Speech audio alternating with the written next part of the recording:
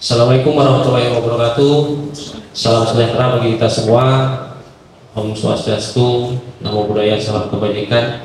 Alhamdulillah pada hari ini kita akan melakukan semacam wawancara ataupun kegiatan pojok pengawasan Kabupaten Bangka Barat.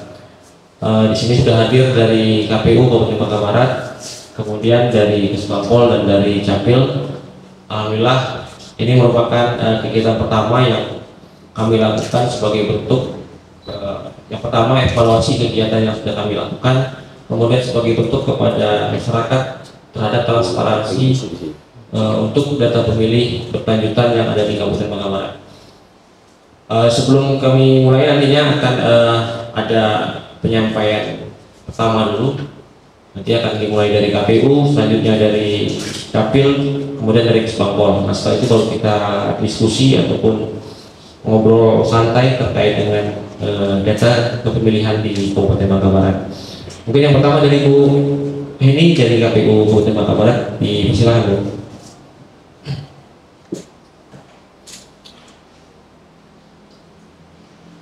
Baik, terima kasih. Assalamualaikum warahmatullahi wabarakatuh. Waalaikumsalam. Yang terhormat, yang tuan rumah, Pak Anas selaku divisi pengawasan yang hadir di sini dari Capil, dari Kesbangpol, sekalian. Sebelum mengawalinya, dari KPU sendiri kita selalu berkoordinasi sampai saat ini mengenai daftar pemilih, penyusunan daftar pemilih, dan ini sudah memasuki bulan pertengahan, bahkan di tanggal 20 September hari ini 21 itu sudah mendekati akhir untuk daftar pemilih berkelanjutan.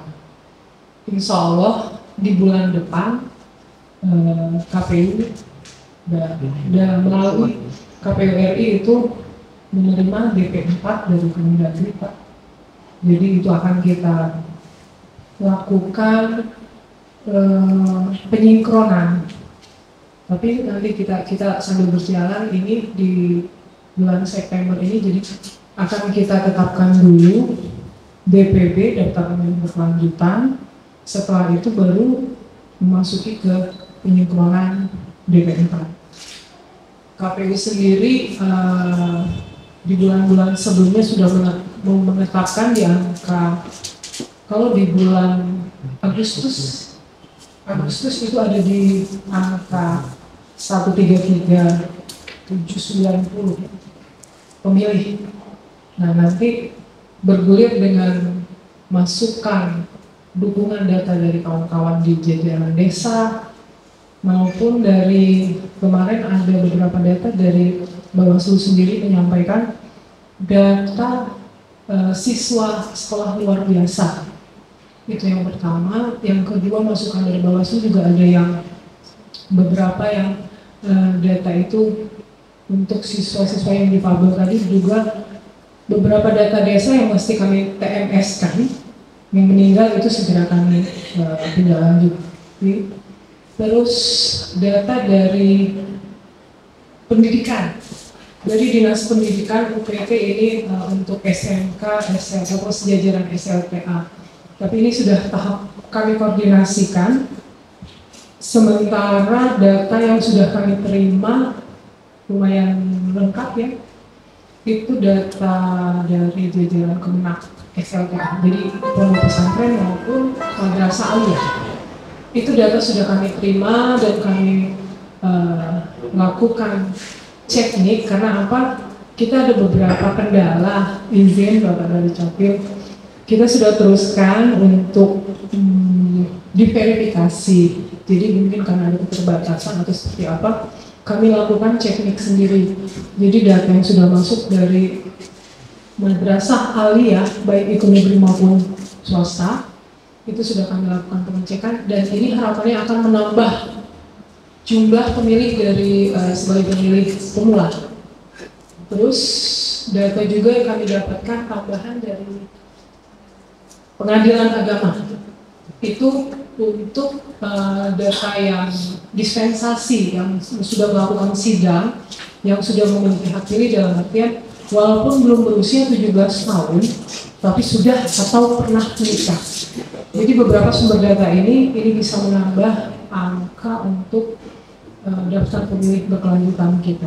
Jadi mudah-mudahan di bulan September nanti di akhir akan ada penetapan kembali sebelum mengakhiri tahapan untuk daftar pemilih berkelanjutan dan siap untuk kita lakukan penyimpanan BP4 yang diturunkan dari jajaran Kemendagri. Itu demikian. Assalamualaikum warahmatullahi wabarakatuh. Waalaikumsalam. Terima kasih penyampaian dari Ibu KPU buat data. Selanjutnya pengantar dari Dinas Pendudukan Catatan Sipil Kabupaten Bangka Barat, Pak Efrianto, disilakan.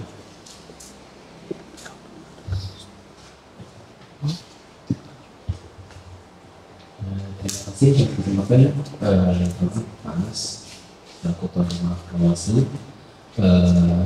Ibu dari KPU dan Bapak Kesbangpol.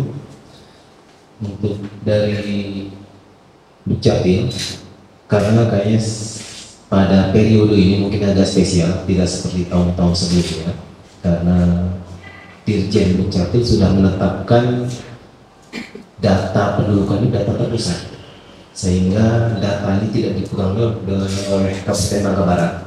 Dan dengan ketentuan itu, tentu saja Kabupaten memiliki keterbatasan jika mau melakukan pemadanan data. Hanya saja tentu Dirjen Dukcapil sudah memikirkan tindak lanjut lainnya, antara lain adalah bahwa data kependudukan sekarang sudah bisa diakses langsung oleh pusat. Jadi kerjasamanya melalui pusat. Nanti KPU menerima daftar kependudukan yang aktif yang bisa sebagai pemilih. Nah, yang dilakukan Dukcapil paling hanya pemadanan data. Kita lihat datanya cocok apa tidak di lapangan gimana, dan membantu pemutahiran data sehingga data yang terbaru itulah nanti akan dibaca oleh sistem. Seperti kemarin kita sempat pada pertemuan di KPU itu kita masih menggunakan data semester 2 tahun 2022, di mana jumlah penduduk kita adalah 206.006. Nah, sementara di sekitar bulan Juli akhirnya keluar data dalam bentuk agregat.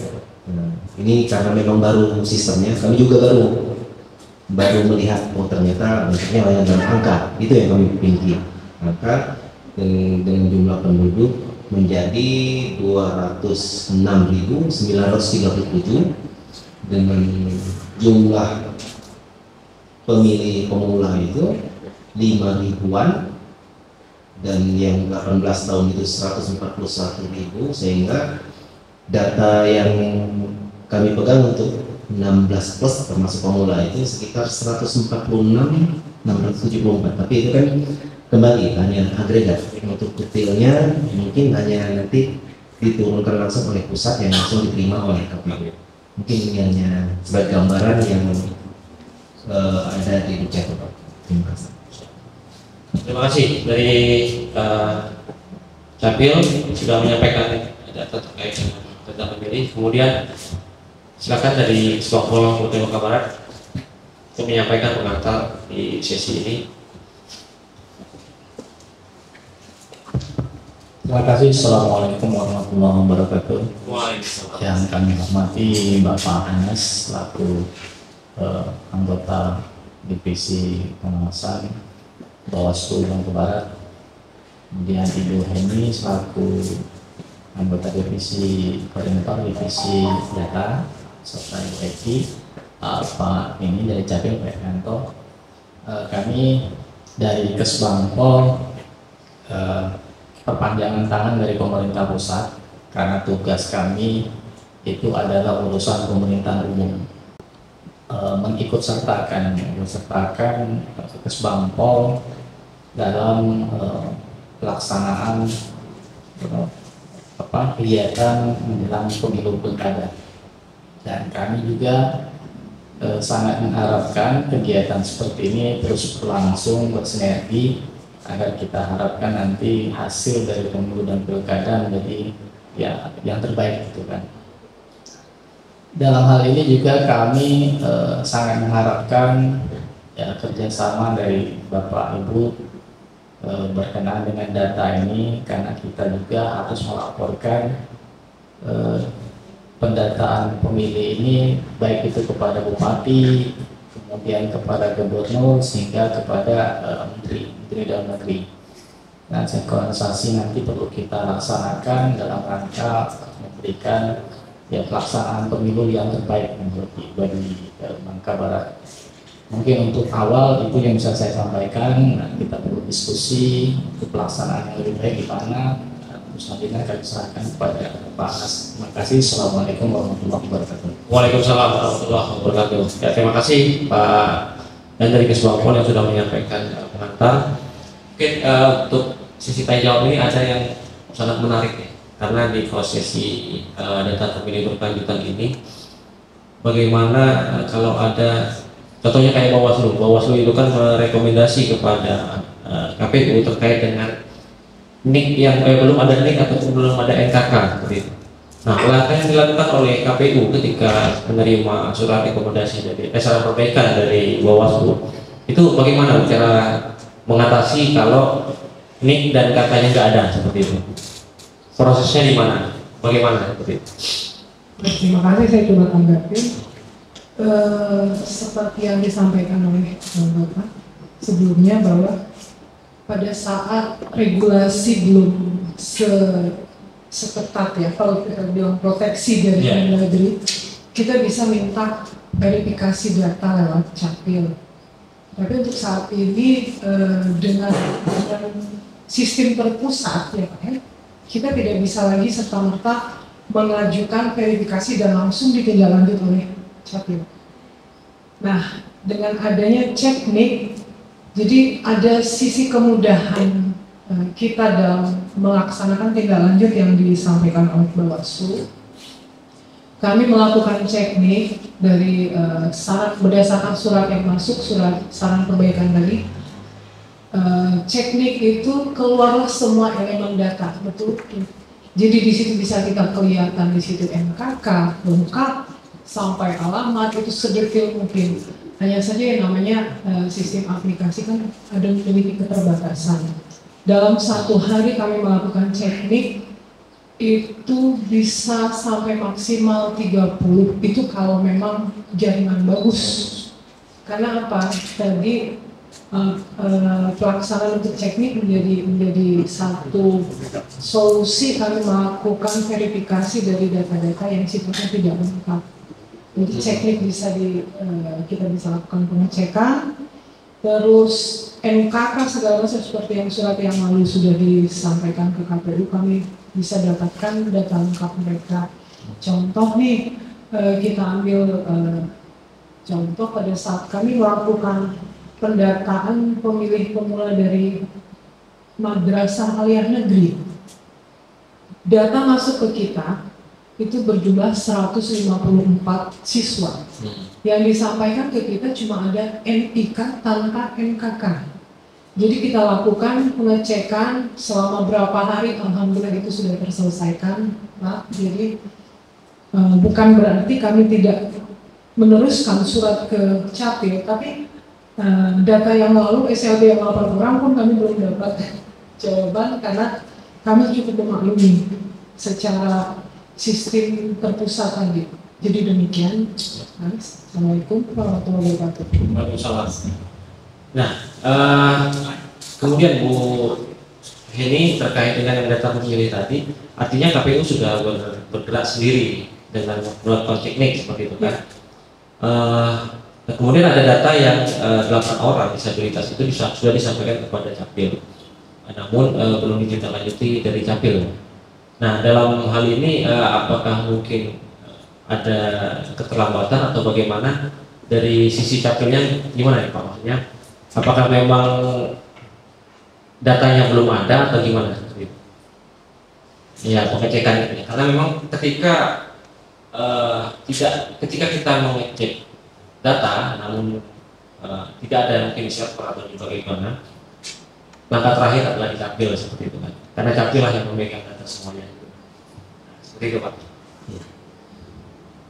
Untuk pengecekan data yang 8 seharusnya sih tidak bermasalah kalau hanya 8. Itu yang diminta kemarin hanya kelengkapan nomor kakak atau gimana? Atau tidak disertai kata. Mungkin nanti kami coba track suratnya di mana. Yang sampai di kami itu adalah mungkin kayak perintah untuk merekam disabilitas yang belum terdata, belum punya ini, atau mungkin belum pas datanya. Ya.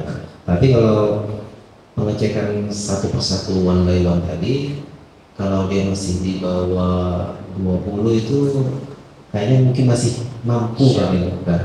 Nah, terkait dengan yang sudah KPU lakukan itu kan bisa disebut sebagai web portal, jadi input data, kuncinya ini nanti akan tampil data.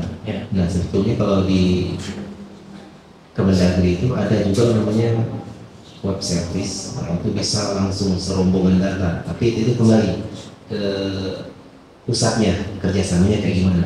Mungkin saat ini tersedia adalah web portal, cek satu-satu, cuma itu memang metode paling simpel untuk memastikan data. Oke. Pada prinsipnya Capil dalam menindaklanjuti data yang disampaikan KPU sebenarnya cepat ya. Mungkin karena dalam hal mungkin yang bersangkutan itu masih belum merekam KTP atau dan lain-lain. Karena memang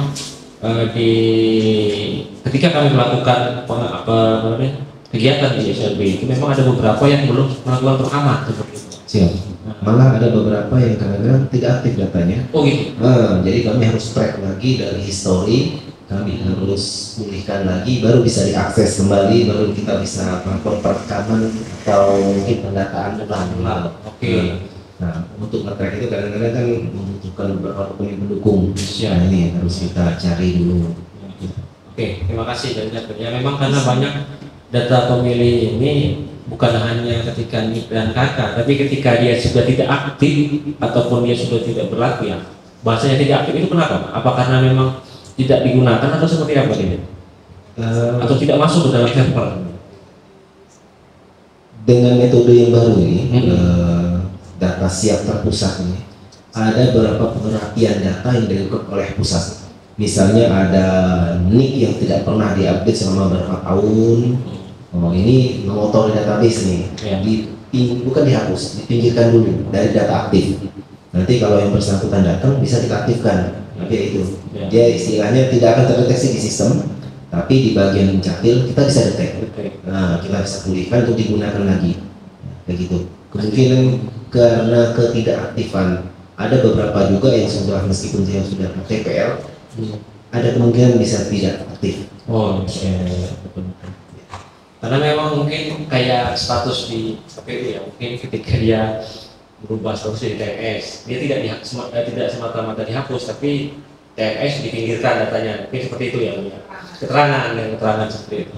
Ya, boleh, siap. Izin menambahkan dan meluruskan ini Pak, ternyata setelah kita cek kembali, tertanggal 5 September sudah ada balasannya. Surat yang kita sampaikan memang mungkin sekitar di bulan Agustus. Jadi itu tertanggal 5 September sudah disampaikan untuk menindaklanjuti 8 nama yang siswa SLB tadi. Jadi terima kasih kepada Capil nih, karena apa?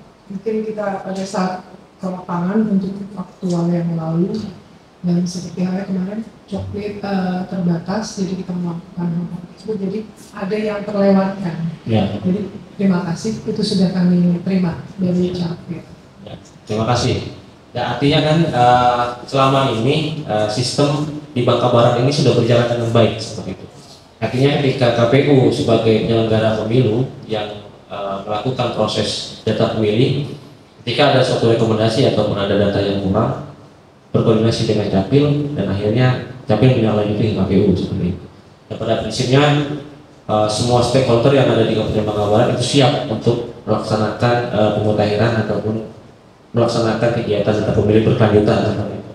Artinya mungkin ketika nanti ada yang macet, ya nanti bagian Kesbangpol yang bagian mengingatkan lah seperti itu. Tapi alhamdulillah Pak Kesbangpol memang kondisi di Bangka Barat dari awal memang kita sudah bersama-sama seperti itu, sudah sangat baik.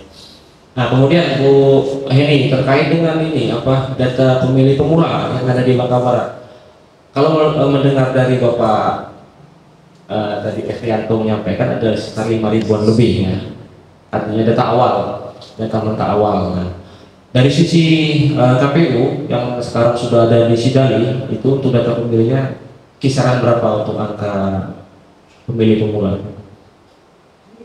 Karena data nih bisa dengan membuka laptop tapi terbatasan tetap tidak membuka laptop ya. Karena gini, kita sampai sekarang masih proses input, dan proses input sendiri portal ditutup sampai akhir September ya, 30 September. Jadi sampai saat ini kami bisa belum menjelaskan di angka berapa, karena apa, bisa jadi dalam beberapa hari ini sudah masuk data dari pusat penambahan. Karena kalau dari angka yang kita terima sekarang kan kalau DPB ada di 133 tuh, nah bisa jadi akan turun lagi data secara berjenjang. Penambahan kita tidak bisa, kemarin ada informasi di angka 3.000 Pak. Jadi kalau 133 kita kalau nambah yang pemilih pemula 3.000, sekarang kami baru 136 angkanya total untuk pemilih ya.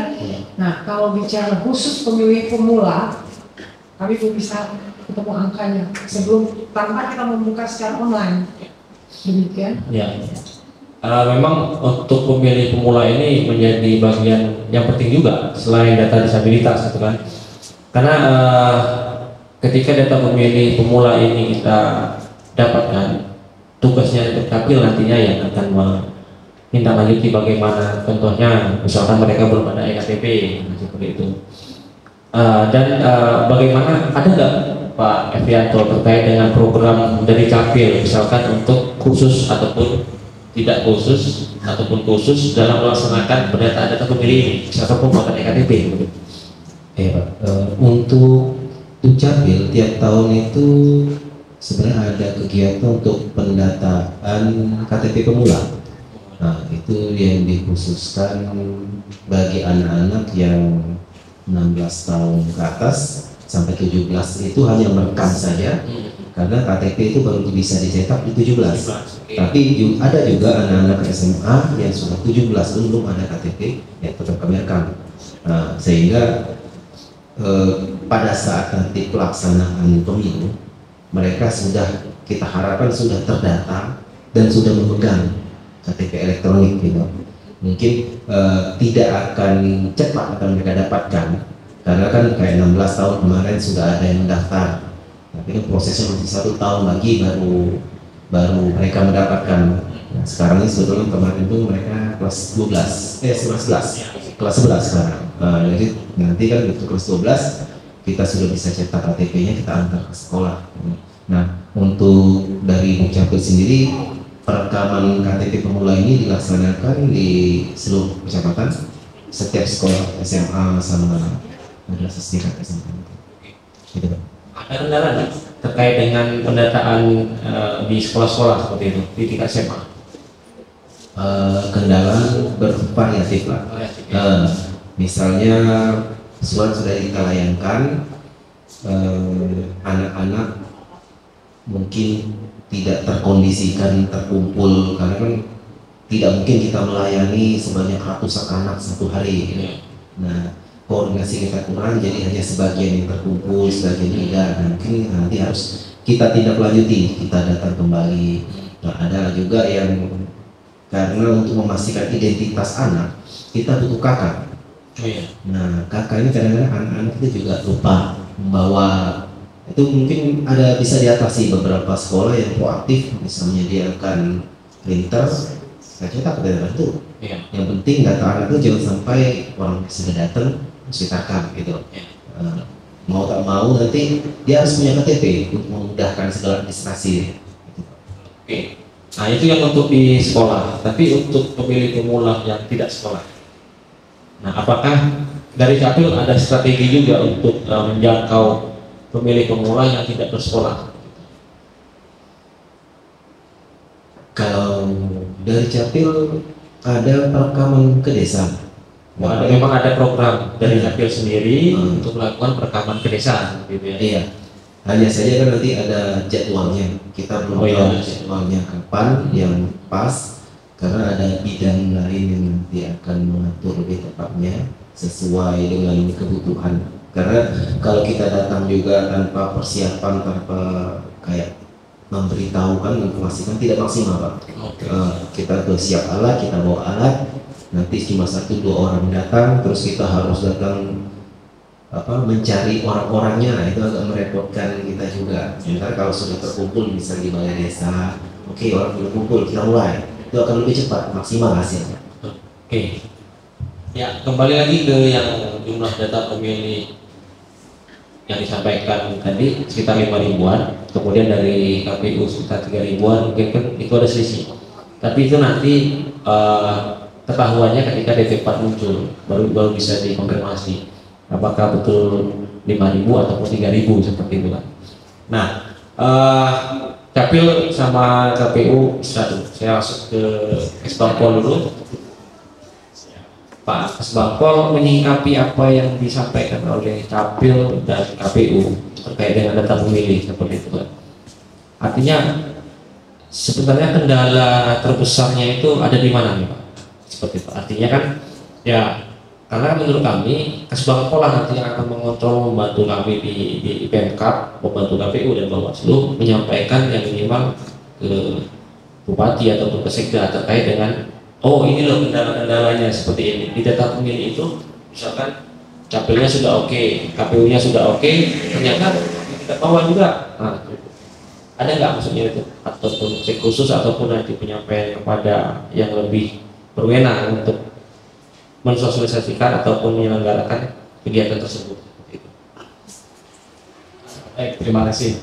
Kalau kendala mungkin yang lebih tahu KPU dengan Capil seperti itu. Paling kita siap mendukung. Kalau kendala itu berkenaan dengan kebijakan, ya mungkin kita bisa siapkan kebijakan untuk mempermudah. Jadi kita koordinasi dengan bagian hukum, kemudian dengan asisten, gimana solusi supaya ini bisa dilaksanakan. Itu yang berkenaan dengan kebijakan. Termasuk juga mungkin pada saat ke lapangan perlu apakah anggaran dan segala macam, mungkin kita bisa support juga pada saat apa anggaran, mungkin bisa kita sampaikan itu. Jadi bahwa ini perlu kita support dana, termasuk juga mungkin seperti tadi kan ada program ke desa-desa, seperti itu kan. Siapa tahu di Capil itu keterbatasan dana. Nah, kita nanti mungkin perlu pada saat rapat anggaran Capil bisa menghubungi kita, kita saling mengkoordinasi seperti itu kan. Jadi untuk menunjang, jadi untuk memperkuat di tim anggaran itu bahwa ini memang penting. Nah, itu. Juga kita dengan KPU dengan Bawaslu kan mungkin permasalahan lain juga banyak. Nah, termasuk nanti ya hibah itu kan nanti ada di kita yang lokal.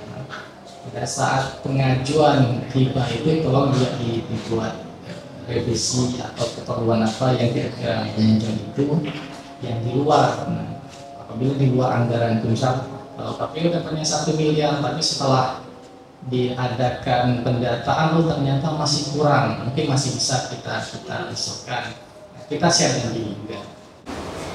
Hal yang menarik Pak Eprianto dari yang Capil sampaikan tadi, Bapak sampaikan tadi terkait dengan perekaman di di pemilih pemula di sekolah seperti itu.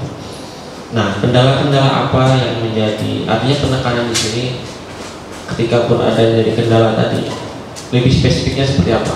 Mungkin nanti dari Kesbangpol ketika ada permasalahan dapat memberikan masukan lah, seperti itu kan, terkait pendataan di tingkat SMA.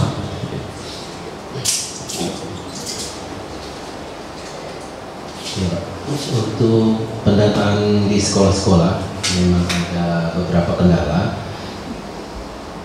Beberapa diantaranya adalah sepertinya tidak terkoordinasi dengan baik antara kita kita yang datang dengan pihak sekolah dan siswa, sehingga tidak ada belum siap lah istilahnya. Nah, untuk itu perlu menyiapkan data dulu, kami cek data dulu, nah, baru bisa memanggil siswa-siswanya. Nah, kalau memang ada datanya yang lebih komplit, kan begitu datang mungkin kita sudah siap nih. Nah, anak-anaknya mana, niknya ini kelas berapa, kita panggil per kelas nanti, lebih terkoordinasi. Kalau dia agak sporadis, dikumpul dalam satu data sebanyak misalnya 150 data. Nah, untuk kelas, untuk sekolah yang tidak terlalu banyak muridnya itu masih bisa kita cover. Tapi kalau dengan banyak kegiatan ya agak susah juga, karena kan tiap kelas kan punya kegiatan masing-masing kadang-kadang yang tidak bisa kita interupsi langsung. Kita harus mengikuti alur mereka, kita dulu seperti itu. Jadi memang banyak hal yang harus dikoordinasikan ke depannya seperti itu Pak ya. Karena memang kondisi di lapangan itu ada beberapa elemen seperti sekolahnya, kemudian siswanya seperti itu kan. Ketika data sudah siap, sekolah sama siswa. Ketika ada tambahan lagi mungkin untuk kadang-kadang masalah jaringan juga berpengaruh. Jaringan. Nah, karena kan kami menggunakan perekam online. Data yang kami rekam langsung kami kirimkan ke pusat. Kalau dulu ada sistem perekam offline, jadi kita simpan dulu, jadi kita aman. Ya. Tapi kalau online ya kita harus memastikan ketersediaan jaringan data. Kadang-kadang susah juga ditempatkan di posisi yang tidak ada wifi. Ya. Nah, jadi kita harus mensuplai data. Tidak masalah, cuma kadang kuat, kadang lemah. Gitu. Karena nggak susah juga, karena tidak semua sekolah itu kan di dalam basis jaringan seperti itu kan. Itu menjadi kendala sendiri itu. Jadi kalau sekarang sistemnya nggak ada lagi, misalkan kita ngumpulkan dulu baru kita upload. Tidak ada langsung ya. Karena pengecekan ini tadi online. Besar. Benar. Iya. Itu mencegah terjadinya ganda nik tadi. Betul. Oke, siap. Ya, terkait dengan yang disampaikan oleh Pak Evianto tadi, Pak Yan, kondisi kendala human, manusia seperti itu terkait dengan misal kalau yang online ya mungkin itu bisa diatasi lah. Tapi kalau manusia ini artinya kan dengan kepala sekolah, kemudian dengan siswa, apakah Kesbangpol ada trik seperti itu ke depannya? Artinya bagaimana mengupayakan membantu Capil ini untuk biar proses rekaman di Bangkabarat ini berjalan dengan lancar. Terima kasih. Kalau pengalaman kami kemarin, kita kebetulan baru 1 minggu ini kita sosialisasi PKN narkoba terhadap siswa SMK se-Bangka Barat, jadi sampai ketampilan. Jadi memang koordinasi itu kita langsung ke Capdin kayak gitu, karena SMK ini kan di bawah Capdin. Nah, setelah kita tahu itu kita mendatangi Capdin Pak Sudarni. Jadi kita minta bantu ke beliau, kita suratin Capdin. Nah, nanti Capdin yang menyurati sekolah-sekolah. Jadi mereka, kalau kita yang menyurati agak enggan gitu melaksanakan. Tapi kalau Capdin langsung, mereka siap. Jadi di situ kita buat apa yang harus mereka siapkan, kita sampaikan ke Capdin. Seperti itu kan. Jadi kita minta supaya pada saat hari H tanggal berapa, paling tidak kita kasih waktu 1 minggu lah. 1 minggu kita akan ke sana. Yang harus disiapkan oleh mereka apa, siswa itu harus bawa kakak dengan ini kan, seperti harus kumpul seperti ini. Kita jadi pada saat kita datang semua sudah siap. Itu trik kami kemarin. Jadi kita kebetulan kemarin sudah ke Tempilang, ke Paret 3, ke Kelapa. Alhamdulillah kita pelaksanaannya ramai dan lancar. Ya. Oke, itu ya. Koordinasi berarti yang harus kita perkuat ya. Ya, terima kasih masukannya Pak Yan. Jadi memang koordinasinya itu lebih ke atas sedikit. Mungkin kalau selama ini langsung ke kepala sekolahnya, gitu kan. Jadi kalau sekarang coba koordinasi ke Capdin seperti itu kan. Ada tambahan dari cukup dulu ya. Oke. Jadi kita bukan mengajari ya dengan kawan-kawan capil, artinya memberi masukan seperti itu. Ya mudah-mudahan upaya yang kita lakukan ke stakeholder itu membuahkan hasil. Ya jangan sampai sudah datang ke sekolah rekan-rekan capil juga nggak ada hasil seperti itu kan. Nah, seperti itu. Walaupun keinginan kami itu baik dari penyelenggara maupun dari pengawasan, dari KPU maupun dari Bawaslu, ya pengennya bertahap 2022 ini selesai clear, kemudian pemilih pemula 2023 seperti itu. Jangan sampai nanti numpuk di 2023, lama kan nanti kasihan dengan kawan dapil seperti itu. Kemudian di SLP juga nanti tolong diagendakan Pak Evianto ya, terkait dengan yang belum merekam seperti itu kan. Seperti itu. Kami sudah ada daftarnya. Sudah ada ya, siap. Jadi sekarang kita masih konsentrasi ke KTP pemula. Oke, siap. Kemudian untuk KPU, ya silakan. Masih melanjutkan yang koordinasi dari perekaman siswa sekolah tadi Pak. Seminggu yang lalu KPU melakukan pendataan di pondok pesantren di wilayah Tempilang. Jadi ada masukan dari mereka, dari kepala dari pondok pesantren. Mereka memang bicaranya kurang koordinasi dengan tingkat kecamatan terkait jadwal perekaman. Mereka akan melakukan perekaman kalau memang sudah ada dijadwalkan, mereka akan berupaya. Jadi mereka menyampaikan ke KPU, bisa tidak KPU menyampaikan ke Capil bahwasannya mereka akan siap melakukan perekaman beberapa siswa, cuma tadi mereka ada kendala di waktu, karena kan tadi jam pelajaran pada saat aktif mereka akan persiapkan kalau memang sudah perekaman. Karena apa? Mungkin jadwal yang sudah disampaikan tidak tersampaikan ke pihak sekolah. Mungkin itu tadi bicara koordinasi. Koordinasinya mereka tidak dapatkan kapan jadwal perekaman, ataupun pihak desa sendiri tidak mensosialisasikan kalau memang sudah ada waktu perekaman. Kita tadi tahu karena ada beberapa kendala, contoh tadi jaringan, dan kami juga menyampaikan silahkan pihak sekolah berkoordinasi langsung dengan pihak desa, setidaknya itu sudah dapat jadwal kapan itu dilakukan perekaman. Silakan. Ini mau nambah sedikit terkait yang jadwal tadi. Sebetulnya kalau jadwal sudah terkirimkan surat itu ke sekolah-sekolah, informasi yang kami terima itu sebulan sebelum kami turun. Nah, mungkin karena jadwalnya jeda terlalu jauh, mungkin dan kurang tidak ditelepon lagi, mungkin ya itu memang kita koordinasi. Kedepannya mungkin nanti kita coba tingkatkan koordinasi, kontak tiap sekolah kita punya, kita akan pastikan dulu ini kita mau datang supaya masing-masing siap. Oke, terima kasih. Luar biasa penyampaian pada hari ini. Memang dilematis untuk data pemilih ini memang berbeda-beda seperti itu karena ya ketika memang stakeholder sudah kompak, tapi ada hal lain seperti itu terkait dengan mungkin koordinasi tadi. Yang pertama koordinasinya ya antara sekolah dengan siswanya, yang pertama itu. Kemudian mungkin koordinasi antara pihak sekolah mungkin dengan capilnya seperti itu kan, atau dengan pihak kecamatan. Nah, itu yang menjadi poin-poin penting nantinya ya ke depan harus kita rubah, karena ada masukan juga dari KPU maupun dari Kesbangpol seperti itu. Dan kami yakin juga bahwa Capil sudah berusaha maksimal untuk ini seperti itu kan. Ya kadang-kadang kita datang juga, kadang masyarakatnya juga yang menjadi, kadang mereka juga acuh kadang-kadang ketika ada keperluan baru mereka akan mengurus semuanya. Tapi kita berusaha untuk memaksimalkan bagaimana kedepannya baik itu pemilih pemula maupun pemilih yang sudah dewasa untuk masuk ataupun untuk melakukan perekaman seperti itu.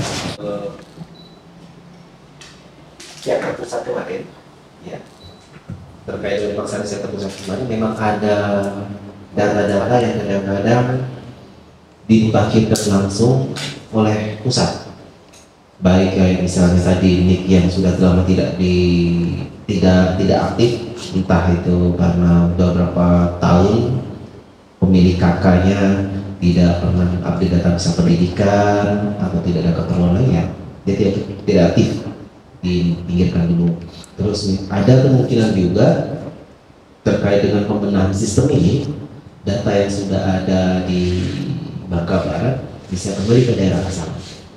Nah, itu sedang tetap kami perbaiki pelan-pelan untuk disesuaikan dengan kondisi sebenarnya di lapangan.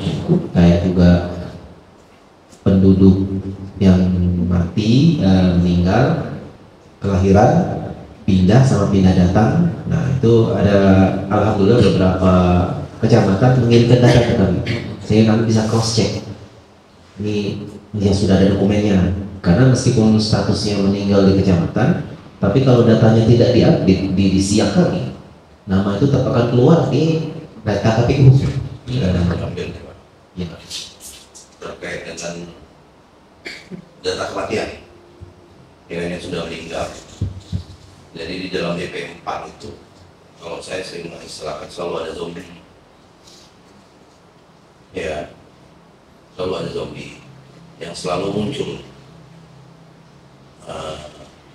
Sebenarnya sejauh apa sih menyikapi Capil? Apakah memang ada jemput bola atau tidak terkait itu? Sebenarnya memang terjadi fenomena di masyarakat, keengganan. Tapi kita paham sebenarnya di hampir di sisi semua kecamatan ada UPT ya. Nah, sejauh mana pergerakan UPT itu terhadap itu? Karena pada saat nantinya pleno DPS yang dihantam KPU nih, yang dihantam KPU terkait dengan data. Nah, kita bukan mencari siapa benar siapa salah di kondisi ini. Nah, kita sama-sama cari jalan keluar, solusinya seperti apa nanti. Karena kan kami dari Bawaslu juga sering dalam tahapan pemutahiran data pemilih ini ataupun di DPP itu juga sering kadang berarti yang selalu dapat surat, dapat kabar dari kecamatan update di kita update. Kalau terkait dengan perpindahan ataupun izin domisili untuk di Bangka Barat, nah itu berapa lama proses dan masyarakat itu bisa mendapatkan, nantinya bisa mendapatkan hak pilih terkait dengan izin domisili. Ya kan, nanti kan di pemilihan ada beberapa kategori kan yang dapat izin domisili kan kemungkinan cuma dapat surat suara presiden ataupun yang lain. Jadi itu yang saya pengen tahu lah seperti apa sistemnya akan terjadi. Karena ini kan ada mutahiran terus dan dikunjungi. Yang ujung-ujungnya kita tahu sistem di KPU boleh mencoblos karena KPU menjaga hak pilih dengan membawa KTPL-nya saja. Nah, ini hal-hal klasik tapi berulang nih di dalam semua tahapan baik pilkada ataupun legislatif. Jadi kami pengen tahu seperti apa sih sistemnya karena kan sama-sama membenahi, memberikan hak pilih dalam proses demokrasi. Itu dari saya. Terkait yang data zombie ya. Kalau data zombie ini karena pelayanan sebetulnya pelayanan di Dukcapil ini bersifat pasif, di mana kalau ada orang lapor baru kami kerjakan. Nah, kami tidak bisa mencari data, tapi harus ada yang melapor. Nah, tinggal kita harus mengaktifkan pihak-pihak yang melapor ini. Misalnya dari keluarga atau yang paling tepat lagi nanti ada di desa. Nah, di desa ini kita untuk kematian ya. Untuk kematian kita sudah mencoba mengaktifkan buku pokok pemakaman. Dengan tercatat di buku pokok pemakaman nanti, nah, warga itu akan otomatis bisa melakukan akta kematian. Nah, jadi setiap warga yang meninggal nanti kerjasama dengan Dukcapil dengan desa bisa mencatatkan di buku pokok pemakaman. Nanti ada petugasnya juga, dan itu juga sudah mengaktifkan UPT di setiap kecamatan. Ini sudah disolusikan memang baru tahun ini Pak. Baru tahun ini sudah kita coba laksanakan. Targetnya kemarin 10 desa, tapi informasi dari bidang sudah 20 buku yang kita bisa aktifkan. jadi umpamanya 10 sudah lebih dari target. Nah, harapan kita dengan mengaktifkan buku pokok pemakaman ini juga sudah meningkatkan akurasi data. Nah, terkait KPU yang dihantam, memang ada pesan dari Pak Dirjen, Pak Sudan. Memang tiap tahun itu KPU terus kan. Pesan beliau itu tahun ini kita coba memberanikan diri, karena memang sebetulnya data yang dikeluarkan, yang diambil itu data capil. Nah, kenapa jadi aneh-aneh begitu? Daripada saling menyalahkan, kita coba beranikan diri, makanya dibuat data terpusat ini Pak. Data Dukcapil tadinya data daerah, data terpusat, sehingga bahkan kabupaten sendiri tidak bisa sembarangan menambahkan data kalau tidak ada bukti. Kita nggak bisa, sama seperti tadi Pak, mau kelahiran, mau pindah, mau kematian, kalau tidak ada bukti, tidak ada yang mengajukan, kita nggak bisa nambahin.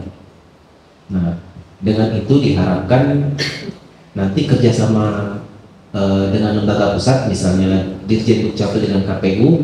Nah, KPU bisa mengambil data langsung ke KPU pusat ya, ke Dirjen Dukcapil. Nanti dari KPU daerah ngambilnya dari KPU pusat. Nah, itu link datanya. Kalau di Dukcapil daerah, kita hanya bisa memutakhirkan data tadi seaktual mungkin dengan kondisi lapangan, sehingga jangan ada orang yang sudah megang KTP tapi ternyata tidak terdaftar. Berarti itu mungkin ada kemungkinan kembali NIK-nya tidak aktif. Nah, itu yang harus kita cek lagi. Itu Pak. Oke, ini izin Bapak. Jadi menarik yang tadi buku catatan pemakaman ya. Nah itu mulai di awal tahun 2022. Mungkin lebih sekitar bulan Juni. Semester kedua lah ya. Semester kedua. Oke, yang kami tanya itu Pak, apakah buku itu hanya mengisi data yang meninggal pada saat itu, mulai di saat itu, atau data-data yang lama masih bisa dimasukkan ke dalam sana? Sepanjang dia dilaporkan bisa masuk. Mungkin kalau ada yang belum melaporkan, targetnya kan memang untuk yang sudah meninggal bisa langsung catat. Tapi kalau memang tidak, sebenarnya bisa dilaporkan langsung ke Capil. Karena kalau sudah lewat tuh dia ada bukti lain. Kalau sudah saat itu mungkin lengkap. Kalau dilaporkan ke situ ada surat keterangan. Nah, kalau sudah lewat kan agak susah. Bom lain kami. Spesifikasi hukum lainnya. Iya, mungkin menurut kami dari pihak Capil juga mengimbau masyarakat melalui desa untuk melaporkan yang sudah meninggal. Jadi mungkin di desa itu kan selama ini kan tadi Pak Bro bilang kan zombie, selalu itu akan muncul setiap tahun, setiap tahapan pemilu pasti ada itu, baik pemilu tadi legislatif atau pemilu kada tetap akan muncul. Nah, harapan kami pihak Capil lebih aktif dapat menyampaikan himbauan ke desa untuk dapat mencatatkan orang-orang yang sudah meninggal ini, mengimbau keluarga atau dapat menginformasikan. Jadi mudah-mudahan dengan itu ternyata sejarah kan tidak bisa dihapus seperti itu, dia kan tidak bisa ada bukti misalnya. Jadi paling tidak dari Capil lebih proaktif mengimbau ke desa untuk dapat mengurus itu. Paling tidak perangkat desa lah membantu pemberkasan. Karena kalau masyarakat mungkin yang tidak punya kepentingan pasti malas.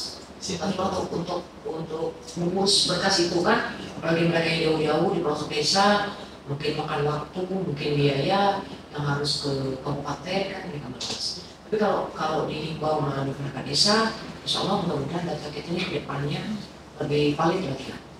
Jadi yang penting mudah-mudahan. Ya. Terima kasih untuk masukannya. Nanti yang akan kami sampaikan ke pimpinan supaya berkoordinasi. Ya. Tadi Pak yang saya tanya soal izin domisili. apakah ada estimasi waktu untuk tinggal di Bangka Barat baru bisa muncul izin domisili? Ini termasuk pindah atau non permanen? Ya, ada beberapa kategori kalau dari Capil sendiri. Kalau pindah, kita tidak ada pembatasan waktu. Nah, Karena kan memang ada proses, Pak. Pindah ini ada berbagai macam cara. Pertama, warga datang sudah membawa surat pindahnya. Itu langsung bisa kita daftarkan, verifikasi petugas, selesai. Warga datang kadang-kadang nih, Pak, bawa berkas pindahnya. Begitu kita cek, ini baru terjadi. Begitu kita cek, data yang dibawa oleh warga duplikat. Dia punya data di tempat lain lagi. Kita harus koordinasi dengan daerah lagi. Nah, dengan koordinasi itu tidak selancar kita ngobrol ini. Jadi menunggu respon mereka. Mereka juga perlu pengecekan. Nah, baru kami temukan itu malah datanya yang di daerah lain itu yang KTPL tunggalnya. Karena kalau dia duplikat, ada yang tunggal, ada yang duplikat. ya. Duplikat ini yang sekarang pindah di gambarnya harus kami hapus. Tapi sebelum kami hapus, kami minta yang tunggalnya. Nah, yang tunggalnya ini nonaktif. Jadi itu terkonfirmasi ya. Ya, untuk menghapus kami perlu ini loh tunggalnya, ini duplikatnya. Baru sistem akan membaca, oh ya benar duplikat, hapus duplikatnya. Nah, untuk menduplikat kami nggak bisa narik lagi, nonaktif lah, harus ada proses lagi dari daerah asal. Nah, itu. Terus yang kedua, kalau warga dari jauh, mau misalnya dari Palembang atau dari Lampung, kan jauh. Luar provinsi Nah, ya. mereka bisa datang ke Dukcapil buat minta tolong pindah online namanya. Nah, kami bantu. Tapi mesti ke Dukcapil ya. Dukcapil dan UPT. UPT itu kalau dia tidak bermasalah bisa kami terima berkasnya, tapi diteruskan ke Dukcapil. Karena kan di situ ada proses validasi data sebelum kami mengajukan juga. Dia ada satu sistem lagi untuk pindah online. Nah, kalau dia lancar, bisa dalam 2-3 hari terjawab. Tapi kalau dia tidak lancar dengan banyak masalah, ini ada yang sudah sebulanan masih belum beres. Kalau dia pindah antar kabupaten, misalnya dalam wilayah provinsi, bisa juga online. Harus online. Harus online. Bisa online. Ya, Jadi ini sebenarnya belum murni online, masih hybrid ya sistemnya ya. Karena mesti harus datang juga. Ya, online-nya itu penduduk tidak perlu datang ke daerah asalnya. Kalau dulu kan pindah harus dari sana aja. Berarti kan hybrid masih ada sistem. Ya. Capil sini datang ya. Ya, sudah sampai kapsul yang Ya. di sini. Iya, sistemnya hybrid. Ya. Nah, terus yang ini Pak, data yang tadi disampaikan NIK yang tidak aktif. Ya. Nah, ini seperti apa nih? Karena kita ada migrasi sistem, berapa kali migrasi sistem? Karena kan Dukcapil kan terus berubah dari sistem pendataan sendiri, sekarang sudah terdistribusi kemarin, terus kembali dengan terpusat terdistribusi. Itu ada kemungkinan, masih ada kemungkinan satu orang mendaftar di 2 tempat, meskipun dia semi terpusat lah istilahnya, karena pengecekan datanya dia tidak satu tempat di daerah masing-masing. Nah, begitu terpusat ini, maka Dirjen Dukcapil mengumpulkan seluruh data dan memvalidasi data. Untuk data yang duplikat, dia langsung tidak aktif lagi.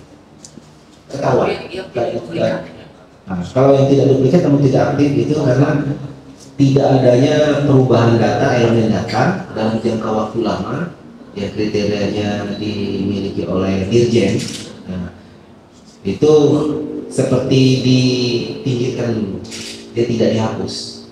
Nah, jika ada warga yang mau ngurus misalnya BPJS atau Dapodik, dia baru ketahuan, oh data saya tidak terdaftar nih.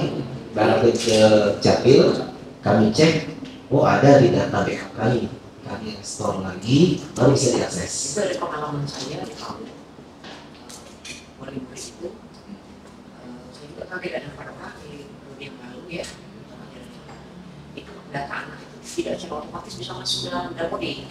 Jadi nicknya tidak masuk, nicknya tidak masuk. Ternyata kita tadi cek ke dinas pendidikan, coba dicek ke Capil gitu. ini pasti datanya tidak update. Jadi ketika kita minta yang bersangkutan orang tua itu ngecek, ada yang data berubah, tapi ada data yang tidak berubah sama sekali. Nah, jadi seperti itu Pak. Cuma kalau polanya Capil masih begini, sama saja masyarakat kan tidak paham, tidak mengetahui itu. Apakah datanya sudah terupdate apa belum? Bisa jadi kita akan terkendala ketika masyarakat harus mungkin membutuhkan nik untuk segala sesuatu yang diperlukannya. Misalnya dia harus simpang, segala macam. Ternyata datanya tidak update.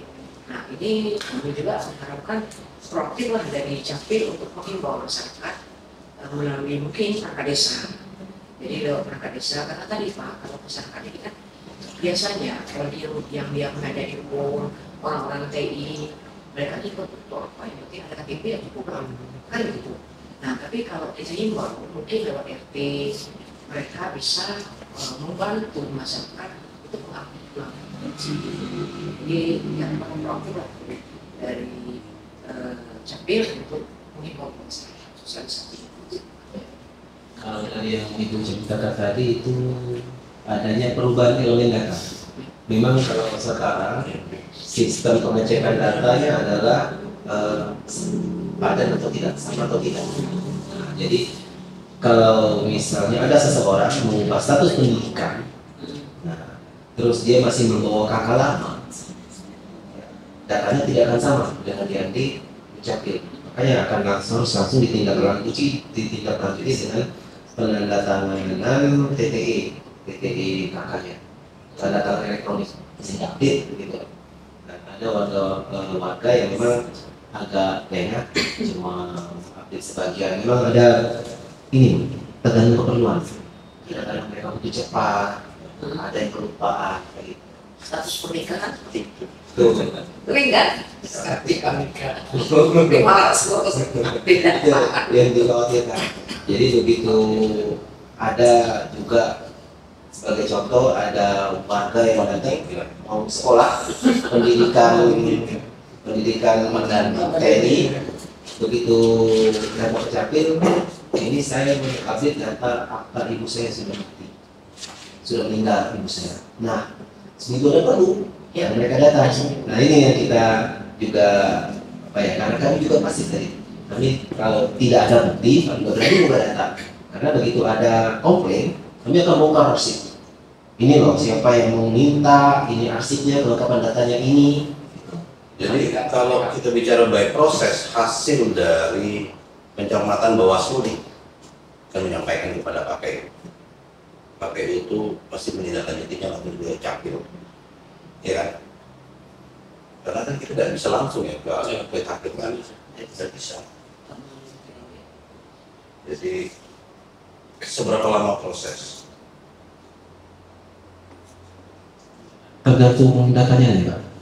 Nah kalau dia tidak banyak, kalau banyak kan sebetulnya tadi bahwa sudah ada koordinasi data antara pusat, KPU pusat dengan KPU daerah. Data yang ada di kami pasti sama dengan di pusat, nggak akan beda lagi sekarang.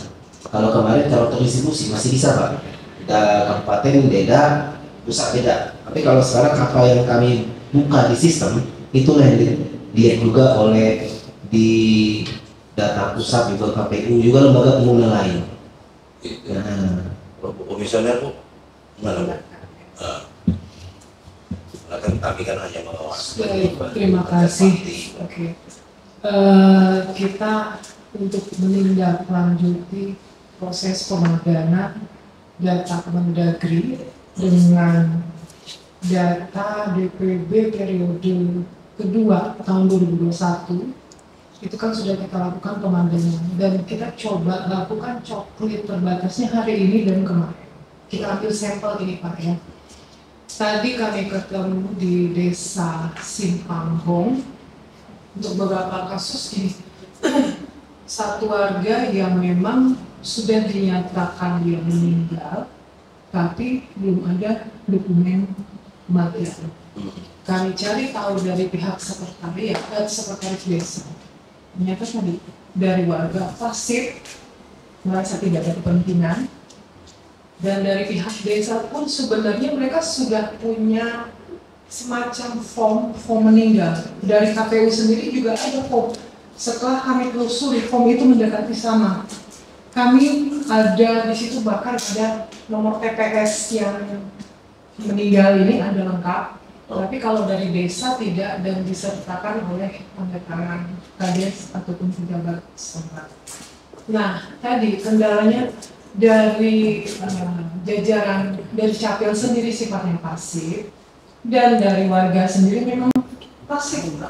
Jadi dari kantor desa mereka memiliki data warga yang sudah meninggal, tidak serta-merta mereka membuat rekap untuk menyampaikan ke Capil, karena tidak ada dari pihak keluarga yang mendorong untuk data itu disampaikan ke Capil. Permasalahan gini Bu, fenomena sekarang ini terlalu banyak program pemerintah yang memanjakan masyarakat. Itu di luar konteks saya rasa Iya kan? Ini yang terjadi ini. Terlalu PHP dan akhirnya Jadi dampaknya ke penyelenggara pemilu juga mau tidak mau ini, ya kan? Terkait dengan data zombie, karena yang meninggal tidak mau melaporkan, karena kalau melaporkan hilang hak PLT-nya. Ini fenomenanya nih Pak. Jadi ya kita bukan tamengnya KPU dalam hal ini, tapi sesama penyelenggara kami kemel terhadap proses ini. Jadi ya kita berharap dari Dukcapil ya sinerginya yang bagus lah terkait program itu. Karena sebagian mungkin ada masih keluarganya, kita bicara oknum lah ya, oknum perangkat desa. Jadi karena bulan depan masih keluar bakal dapat BLT itu yang terjadi Pak. Jadi masalahnya, nah di proses pemutahiran data pemilih jadi bermasalah buat KPU, buat kami. Kita nggak ngomong bahwa biang keroknya ada Capil, enggak. Tapi dengan pola pasifnya ini bisa menggiring ke arah situ loh, itu maksudnya. izin meneruskan. Ya. Jadi setidaknya selisih itu tetap ada antara data DP4 yang diturunkan antara pemilih yang meninggal dengan yang KPU, karena KPU bicara faktual. Iya. Dan kami dapatkan angka itu memang yang tadi zombie sudah meninggal masih hidup. Nah, itu fakta pertama yang kami sampaikan. Yang kedua, pada saat pendataan justru sebaliknya, orang yang hidup sudah dimatikan. Nah, ini kami tidak tahu kondisi seperti apa kepentingannya, karena ternyata setelah ditelusuri dari data pemadanan tadi sudah memiliki dokumen kematian, dan kami melakukan faktual. Biar ada kita listrik Pak. Salah satu dari jadi ingat ya, karena apa kami bicara mungkin ada pihak kepentingan si istri, apakah akan berkeluarga kembali ya kita tidak tahu. Jadi kita telusuri lagi datanya, dan memang ada bukti dokumen KTP dan KK tadi. Jadi yang bersangkutan memang masih hidup.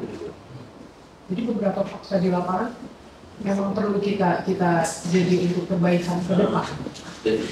Kan fenomena BLT ini berdampak buat kami penyelenggara. Karena ada bansos, ada ini. Jadi terhadap proses pemutakhiran data pemilih dengan semangatnya KPU melayani. Maksimal bekerja. Iya, jadi kayak gitu. Jadi menimbulkan ya pusaran-pusaran kecil nih sebenarnya kayak gitu. Kalau terkait dengan izin domisili Bu, bagaimana melayani hak pilihnya? Kita kalau dari KPU, kalau mereka selagi mengurus pindah memilih A5, itu kan dari asal nih, selagi dikoordinasikan antara daerah asal dengan daerah tujuan, itu tidak masalah. Jadi misalkan nih, si pemilih akan melakukan, bukan melakukan, jadi mereka akan memberikan hak pilih mereka di daerah tujuan, pindah ke Bangka Barat nih, yang daerah asal dia anggap di Jawa Barat, itu yang Jawa Barat harus dulu tidak aktif. Jadi maksudnya dalam artian dia tidak lagi memilih di asal, tapi dia akan memilih di daerah tujuan di Bangka Barat. Jadi kami akan koordinasikan dulu Dari lembaran A5 surat pilihan memilih itu jelas dari asal, dari mana, dan tujuannya TPS mana. Ini penting, karena kan ini kan kita nanti kita share nih. Ya mudah-mudahan ada viewer yang cukup lumayan. Jadi kan kita mengedukasi masyarakat. Ya kan Pak, kita juga mempermudah proses capil lah. Bahwa dengan tagline KPU melayani ini penting juga kita sampaikan edukasi.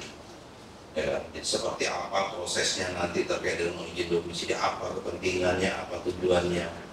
Gitu. Jangan sampai nanti di session akhir pemilihan otot sebagai warga negara Indonesia harus dapat hak pilih, terjadilah PSU. Ini yang dihindari. PSU ini ada dua kemungkinan. Bagi KPU ini adalah produk gagal, tapi bagi Bawaslu ini suatu keberhasilan.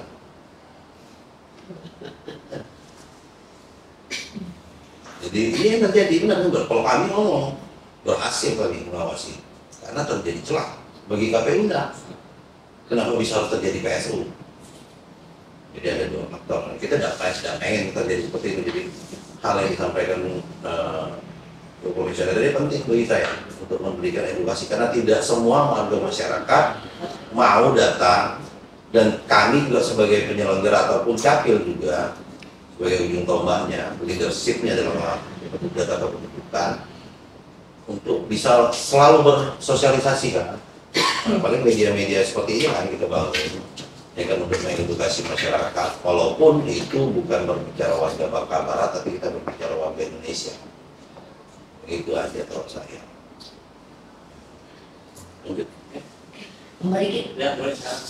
Nah, ketika nanti KPU menetapkan daftar pemilih tetap ya untuk menuju ke pemilihan, baik itu pemilihan oleh serentak oleh Pak Sandi maupun nanti di pilkada. Nah ini ketika ada warga yang ternyata setelah ditetapkan itu ada yang pindah jiwa, gimana atasnya? Pindah jiwa maksudnya KTP-nya sudah jadi KTP Barat. Tadi mengakomodir mereka yang sudah pindah jiwa, kami tetap menggunakan A5, kami sudah disediakan. Jadi mereka pindah, anggap dari asal, dari luar, KTP masih KTP luar. Kalau misalnya sudah pindah, setelah ditetapkan, kan ini ada jangka waktunya kan, penetapan sampai ke pencoblosan, ada tengah waktu. Nah di tengah waktu itu ketika masyarakat ini tidak domisili menetap di Bangka Barat, bagaimana cara atasi? Mereka kalau dalam hal sisi regulasi capil kan ada ketentuan ya Pak untuk pindah jiwa. Kalau kita dari KPU bisa mengakomodir dengan misalnya pemilu, karena mereka punya hak pilih, paling tidak pemilihan presiden mereka diakomodir, pemilihan DPR RI mereka diakomodir, tapi untuk wilayah yang kabupaten, provinsi itu tidak sesuai dengan KTP asal mereka, jadi itu tidak bisa kita akomodir. Seperti itu aja dari KPU. Karena apa? Untuk mereka menjadi warga Bangka Barat, capek punya regulasi dengan ketentuan sekian lama. Tidak serta-merta KPU menjadi tidak melayani mereka punya hak pilih.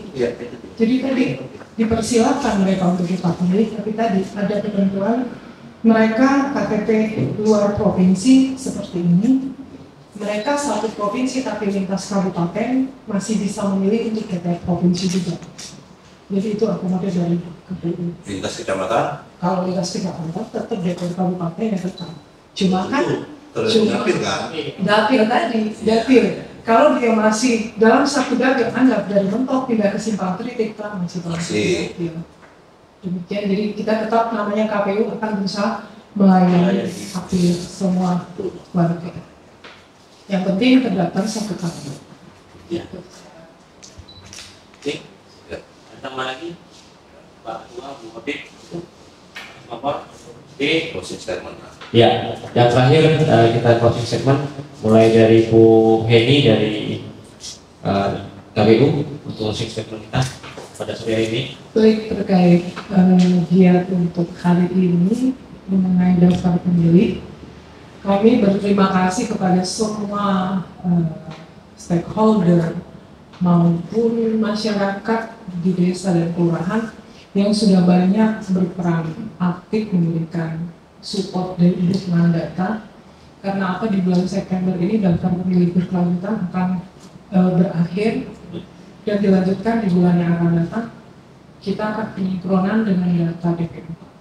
Jadi setidaknya harapan kami daftar pemilih semakin akurat, terus mendekati lebih baik dari sebelumnya menuju ke tahapan kita sebelum penetapan DPT nantinya. Jadi dari Bawaslu kami ucapkan terima kasih juga dengan kerja kita, sinergi kita selama ini dengan keterbatasan KPU melaksanakan faktual telah terbantu oleh koordinasi dari jajaran Bawaslu. Oke, selanjutnya dari Capil, mudah-mudahan ini suatu pencerahan yang baik nih buat masyarakat, buat penyelenggara pemilu. Terima kasih. Jadi memang bagi kami ini salah satu media promosi, media informasi juga, meningkatkan pengetahuan terhadap masyarakat tentang pentingnya untuk mengupdate data-data di data-data kependudukan yang ada yang dimiliki oleh penduduk. Nah, jangan sampai maksudnya setelah bermasalah baru kita update, tapi tetap kita update sehingga begitu kita butuh tidak bermasalah. Nah, kami juga makanya berterima kasih juga kepada Bawaslu dan juga rekan-rekan dari Kesbangpol dan KPU yang sudah duduk bersama di sini sehingga kita agak bisa menggambarkan bahwa data-data KPU nanti juga maksudnya data-data yang dari Dukcapil itu sangat sangat Dinamis. bukan sangat terpengaruh oleh update-update. Kan baru sini kita bahas bahwa soal update ini dia bermasalah, harus diupdate. Nah, sangat terpengaruh dengan peran aktif dari warga. Nah, makanya kami juga mendorong kepada warga untuk jika ada perubahan data jangan ragu untuk update. Biaya update gratis, free, Rp0. Ya. Terima kasih di Capil, terus ke Kesbangpol selanjutnya. Kami dari Kesbangpol sangat mengharapkan sekali kepada seluruh masyarakat Bangka Barat untuk mendukung apa yang telah dilaksanakan oleh KPU, oleh Dukcapil dan Bawaslu.